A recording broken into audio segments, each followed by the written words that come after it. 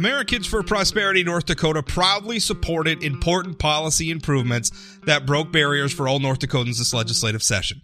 From tackling unnecessary and burdensome occupational licensing standards to fighting for tax relief, AFP is proud to have played a part in improving the lives of North Dakotans this year. Join AFP today by visiting www.afpnd.org. This advertisement was paid for by Americans for Prosperity. I have with me Meridian CEO Bill Prentice. Now, of course, Meridian for North Dakotans is an important company because they're the folks trying to build a new refinery in the western part of North Dakota. Now, this refinery has become the topic of a lot of political debate and a lot of legal maneuvering because, I don't want to say, let's be honest. There is a general political backlash against the oil and gas industry generally, where there's a group of people that just don't want us to develop, despite the fact that pretty much everyone in America relies on oil and gas to get to work and heat our homes and everything else. There's a group of people that just want to leave it all on the ground. They're political extremists, and they're going to fight every project, every pipeline, every well that they can with endless political fights. Now, the Meridian Refinery has specifically, over the last few years, drawn attention because it is proximate to, I guess, near being a relative term, the Theodore Roosevelt National Park. And obviously, that's a very important part of North Dakota. It's a very pristine, very beautiful part of North Dakota. And, it's right and good that we should pay attention to any development happening near it. But Meridian's been going through this process, and Bill, it seems like we've had this, I've interviewed you several times, and we've had this conversation on and on. And it just, every time we talk, it just seems like we're talking about new legal battles over whether or not we're going to build this refinery. Where are we at right now? Well, we've been involved with litigation-related items for the last, I would say, 4 years. We got our air quality permit a little over a year ago in June of 2018 and went through the siting process with Billings County. That ended in July 2016. But, there's been opposition to the project since day one. We've faced the threat of litigation, and that's cost us time in terms of the permit processing because all the agencies had to be even more careful. It caused us to be more careful. But since we got the air quality permit last June, we were sued on that. We got sued on the county conditional use permit. We were sued on our water allocation permit. And we're also sued, the Public Service Commission was sued because they did not assert jurisdiction over us because we're not over 50,000 barrels per day. So those 4 issues have been the subject of intense litigation activity. And we've won every one of these suits going forward. However, at every stage, those suits have been appealed. And we're now facing appeals to the North Dakota Supreme Court on both the Public Service Commission issue and on the air quality permit. So those 2 suits, or appeals, will hopefully be resolved sometime before the end of the year. But it just kind of underscores the whole idea that, this day and age, it's not enough to get your permits because when you get your permits, that's the wrong answer from the point of view of an opponent. Litigation is always going to be part of the picture. And in fact, for every major energy project in the United States today, there is a set of litigation that goes along with it. It's just a new fact of life. Is it? I look at that because I agree with you. It's a fact of life. We see it with pipelines. We see it with refineries. We see it with, when it comes to regulate, like in some of the gas fields. We've seen it with the technique of fracking. It's just across the board where it's not enough. Like you said, we go through these lengthy processes. We hold public hearings. There's public comment. We have elected officials and various state agents going through and applying the law. And then once all that's done, and if you do get a permit, there's a lengthy legal battle. Do you feel like that's a tactic? I mean, do you feel like it's just a matter of we're an environmental group. We don't want to develop oil and gas resources. Therefore, if we file endless lawsuits, we can jack up the price of building refineries or pipelines or what have you. I mean, is that really what they're out to do? Yeah, I think so. And I have to admit, when I first started this process on this project, I look back now and realize just how naive I was. Just let's take the air quality permit, for instance. We knew that we were fairly close to the TR National Park. We took that into account. We knew that there were much more stringent air quality requirements because of the fact we were there. But we thought, okay, people want to protect the park. They want to protect the environment. So let's design a refinery that is, hands down going to be the cleanest refinery in this country, if not on the planet, and make sure that everybody can get on board, because we thought it's about time that the industry got to the point where it could put a plant like this wherever it needed to be, and it could be clean enough to be sited anywhere. But, surprise, surprise, that hasn't been enough. We thought that if you're an environmentalist and you took a look at what we did to make this so clean and so efficient, that you would jump on board and be a supporter of the project. We've even shown that the Davis Refinery has less pollution than is caused by the cars that visit the park every year. So, the park generates more pollution than Meridian Energy at Davis Refinery will generate. But that wasn't enough. The objective is not to make sure that the plant is meeting the requirements and meeting the law and is going to be clean. The objective is just to kill any project. I think that's, yeah. And that's the frustrating part of it, because I look at it, and for instance, I interview people who in the coal industry, and they talk about saying, listen, we're getting better at this all the time. I mean, this is a continuum where, yeah, if you go back 100 years, the coal plants weren't so great.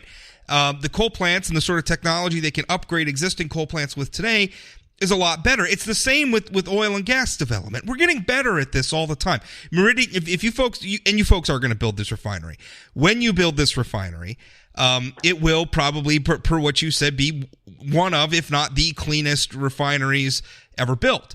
10 or 15 years from now, I hope we build another refinery that's even cleaner, that's even better, because we're going to learn more about how to do it all the time and get better about this. What I'm worried about, though, is that we're going to get so caught up in this politics of the moment that we're going to make it difficult to have that sort of human advancement where we're getting better, like our cars are getting better, our medical science is getting better. Human endeavor makes all of these things better, but we're going to lock ourselves in and say, oh no, we're not ever going to get better because we're not ever going to let anything new get built. I mean, that's the opposite of being progressive. That's being regressive. That's being I don't know what that is. It's zealotry, frankly. But I mean, are you worried about that too? Where, I mean, if you can't build something like the Meridian Refinery near a national park, where, like you said, I mean, you looked and you saw that the regulations were going to be stringent. You said that this was going to be tough, and you said, you know what, we can do this.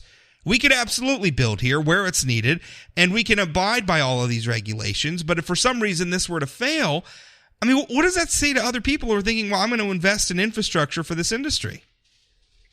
Well, it is a concern. Again, I was very naive. I thought, again, that the science is there. The engineering is there now. We don't have to build your grandfather's refinery. This is going to be the first full conversion plant built in the United States in 40 years. And there's a tremendous amount of science and technology that has not been brought to bear in the refining industry that we have now applied, and we've shown what you can do.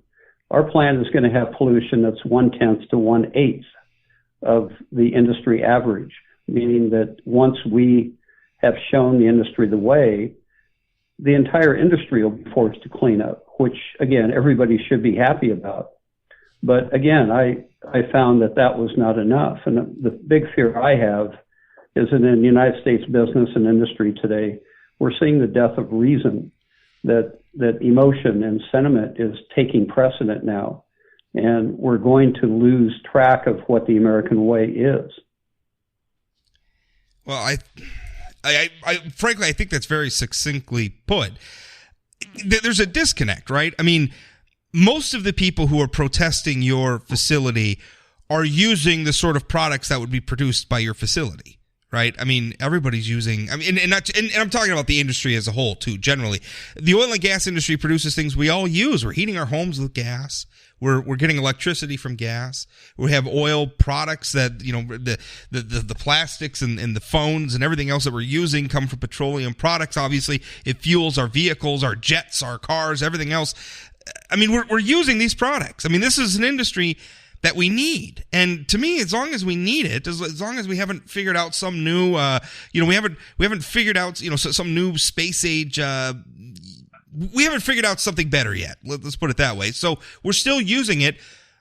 So why not use it responsibly? I mean, yes, regulate. Yes, let's constantly be pushing to get better at it, but also let's use these resources we have. This is what frustrates me, the disconnect. And I think that's what you're talking about, where when you say that, we're seeing the death of reason. I mean, we've lost that. If we're not using oil, if we're not using gas, what are we using? What are we doing? Well, no, the hypocrisy is astounding here. I mean, even from the large scale to the small scale. When we were having our public hearing in Dickinson on the air quality permit, somebody that happened to be a supporter of the refinery asked the audience how many people who were opposing the refinery drove here to that meeting in a internal combustion engine car. And, one guy who was opposing the project, who didn't drive there in a car, happened to have just walked across the street from his house near the college there. So, it's astonishing to me that you cannot apply reason to this. We've kind of lost that way. And, we are going to build this project. It will get built. We hope to show the way to the industry that you can do things in a much cleaner manner. If you believe in peak oil, for instance, that oil will no longer be there for us in 30, 40, 50 years, then why would you not want to have a soft landing based upon clean technology to make the transition to renewables? If you don't believe that peak oil is what's going to guide our energy future, if you believe that oil is going to be there for the next couple of hundred years, then why not clean up this industry, period? I just don't understand the opposition from either perspective. How is this impacting, like, just in terms of investors and everybody else? I mean, you said at the beginning here that you felt you were a little naive when you first started out on this process. I mean, obviously, you're a company, you have investors, you have people that you're accountable to as you go through this.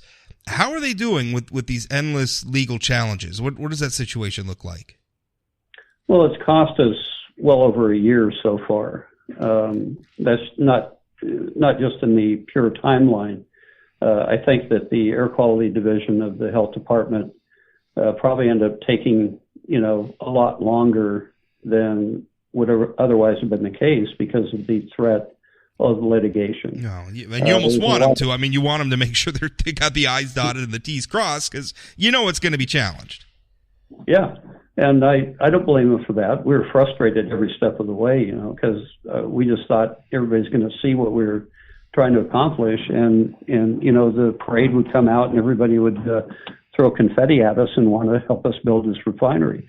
But, we went through all that opposition. We had an unprecedented level of participation in the public comment period. The Air Quality Division got 11,000 comments on our refinery. The normal amount is maybe up to 100. So yeah, it's very controversial. And again, I was very naive to not expect that. I thought if we did our work and did the engineering properly and explained what we were doing, everybody say, okay, let's start cleaning up this business and help Meridian on its way. But it has hurt us. Since we got the permit, we've probably been delayed further at least another half year in terms of the pace of financing. We're still going to get there. It's just taking longer, and we just don't like having that delay. I mean, what has happened that's beneficial is we've gone ahead and invested quite a bit in 2 additional locations for this type of refinery. One down in Texas, where we've got a site in the middle of the Permian Basin now, and we're going to start permitting on that. So, we'll spread our risk out a little bit and keep moving forward. And, it's our objective, it's our goal to clean up this business and show the industry that this is the way things should be done from now on. I'm still determined that Davis Refinery in North Dakota be our first such project, but we're going to build them in other places, and they're going to be just as clean, if not cleaner, than Davis. What is there a point at which you would? I mean, are you taught when you reference finding other sites like in Texas? Are you saying that if it just gets to a point where building in North Dakota becomes too big an obstacle, that you would shift this to Texas? Am I understanding that right? No, we're going to build one in Texas regardless. Oh, okay. We spent so much money on Davis, on engineering and so forth, and we have so much intellectual property related to how to put these plants together as a synthetic minor source, that our investors, whether they're in North Dakota or elsewhere, deserve to get the maximum return on that investment. So we're gonna take this thing into other locations. Understanding that this has been a fraught process so far, what does the timeline look like now for completing this refinery? I mean, do you have a guess at this point that you'd care to share? Well, again, I'm trying to be unnaive when I talk anymore about permit risk, but let's just assume that things work their way through the Supreme Court over the next several months. We'll go ahead and probably complete the Davis project financing for the full, $1 billion for that plant towards the end of the year, and we'll be in operation by the end of 2022, early 2023.